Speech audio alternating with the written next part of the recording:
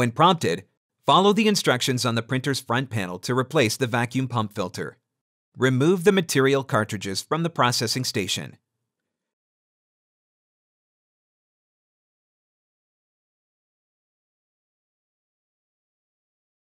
Open the front cover. Unscrew the knob to release the filter.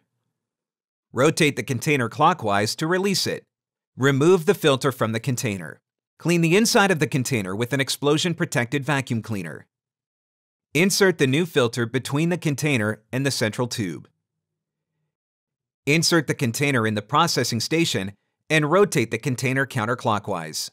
Tighten the knob to lock the container and filter. Close the cover. Replace and connect the material cartridges.